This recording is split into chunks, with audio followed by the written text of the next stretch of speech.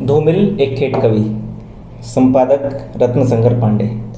नमस्कार दोस्तों, मैं अंकुश कुमार हिंदी नामा से, और आज मैं बैठा हूँ हिंदी के एक दफ्तर में जहाँ से ये किताब जो है प्रकाशित हुई है। धूमिल के ऊपर आधारित है। इसमें बहुत सारी चीज़ें हैं, मतलब धूमिल की कविताएं हैं, संस्मरण हैं, उनके गीत हैं, कुछ नई नई चीज़ें हैं, मतलब जो शायद बहुत सारी लोगों ने उनकी किताबों में नहीं पढ़ी होंगी, जो अभी तक जितनी भी किताबें आई हैं।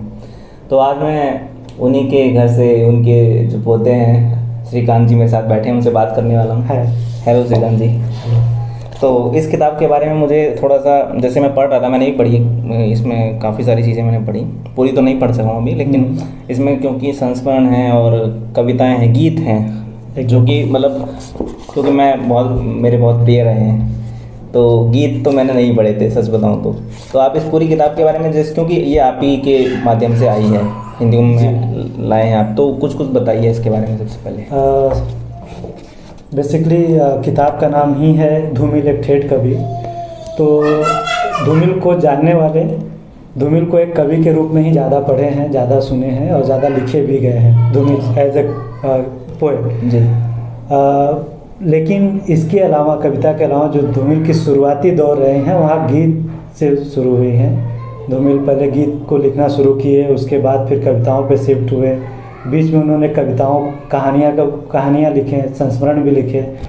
तो इस किताब में ओवरऑल धूमिल के गीत हैं, कहानी है, संस्मरण हैं, कुछ नाटक भी हैं जो उन्होंने लिखे हुए हैं, उसको भी इसमें रखा गया है।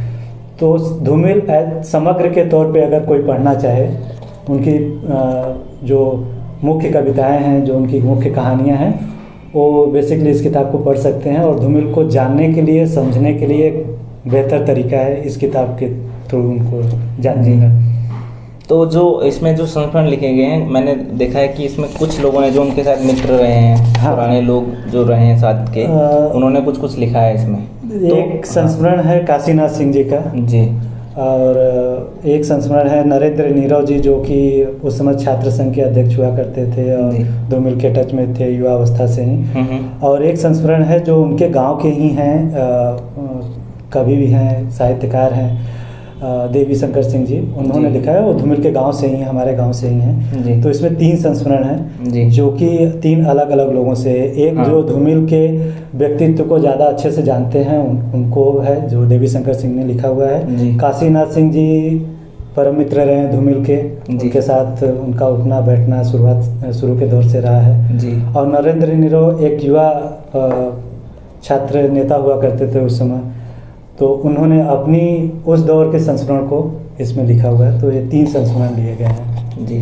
तो मैं अगर आपसे सवाल करूं खासतौर से इस तरह का कि, क्योंकि अभी हम लोग जब इस बातचीत से पहले एक बात कर रहे थे, तो आपका ये उद्देश्य भी है और हमारा भी उद्देश्य होना चाहिए कि हम लोग इसको युवा पीढ़ी तक पहुंचाएं, जो कि क्योंकि ज़्यादातर जो लोग जानते हैं धूमिल को वो तो पढ़ेंगे ही, है ना, लेकिन युवा पीढ़ी तक कैसे पहुंचाया जाए, इसके लिए आपने कुछ अपनी तरफ से क्या है, मतलब हम एफर्ट जो हम लगाने वाले हैं, फिर क्या ऐसा होने वाला है कि हिंदी आपने प्रकाशन कराने का एक मकसद ही था कि ये उन लोगों के हाथ में भी किताब पहुँचे जो कि कविताओं की तरफ धीरे धीरे उनका रुझान हो रहा हो, या जो इंटरेस्ट ले रहे हों कविताओं में, कहानियों में, साहित्य में।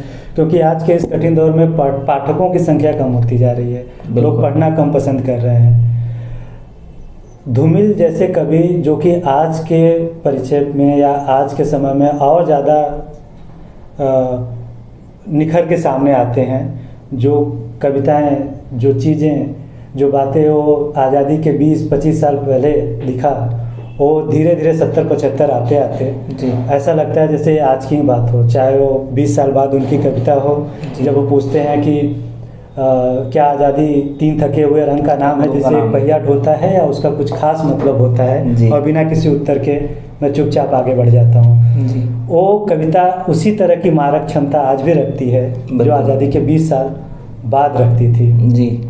या जब धूमिल संसद से सवाल करते हैं कि वो तीसरा आदमी कौन है, मेरे देश का संसद कौन है, तो 20 साल बाद ही नहीं, वो आज़ादी के 70-72 साल बाद भी संसद उसी तरह मौन है, उसी तरह कटघरे में खड़ा है जहां धूमिल ने उसे खड़ा छोड़कर शायद आगे बढ़ गए, लेकिन मौन संसद आज भी है।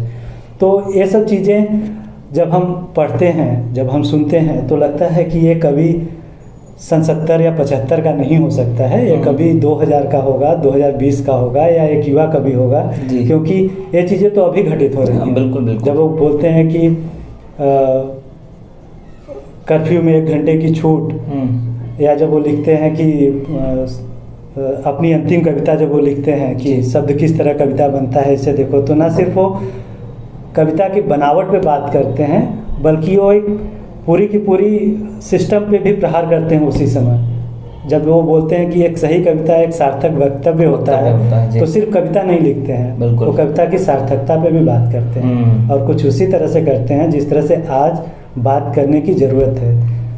तो इसके लिए युवा पीढ़ी के पास इस किताब को पहुंचाना, या धूमिल की कविताओं या धूमिल जैसे तमाम कवियों की कविताओं को पहुंचाना, जैसे हिंदी युग ने एक कदम उठाया, उसी तरह से मेरा भी सोच है कि पहुंचनी चाहिए, पढ़नी चाहिए जी, आज के दौर में खास तौर से, जबकि पाठक कम होते जा रहे हैं। बिल्कुल। तो मैं चाहूँगा कि आप जो उनकी अंतिम कविता है इसमें से पढ़ें। पेज नंबर 26 पर वो कविता मैंने अभी देखी थी, और बहुत सुंदर कविता है, मेरी प्रिय कविताओं में से एक है, तो आप उसको ज़रूर पढ़ें। इस कविता को धूमिल ने कोई नाम नहीं दिया था। ब्रेन ट्यूमर से जब उनका ऑपरेशन हो चुका था तो उनको लगभग दिखाई देना बंद हो गया था, और उस समय जबकि आदमी अपने अंतिम क्षण में हो और वो कविता के बारे में सोच रहा हो, तो सोच कर ही लगता है कि उस आदमी को ब्रेन ट्यूमर होना लाजमी है, कि अंतिम समय में भी वो कविता के बारे में सोच रहे हैं। और सबसे ज़्यादा पढ़ी हुई या सबसे ज़्यादा समझी गई कविताओं में से एक है, जिसको हम लोगों ने बाद में नाम दिया धूमिल की अंतिम कविता। कुछ लोग इसे लोहे का स्वाद भी बोलते हैं, अपने अपने तरीके से बहुत लोगों ने बहुत नाम दिया है, पर धूमिल ने इसे कुछ नाम नहीं दिया था। कविता कुछ ऐसी है कि शब्द किस तरह कविता बनते हैं इसे देखो, अक्षरों के बीच गिरे हुए आदमी को पढ़ो, क्या तुमने सुना है कि यह लोहे की आवाज़ है या मिट्टी में गिरे हुए खून का रंग। लोहे का स्वाद लोहार से मत पूछो, उस घोड़े से पूछो जिसके मुंह में लगाम है। तो कहीं ना कहीं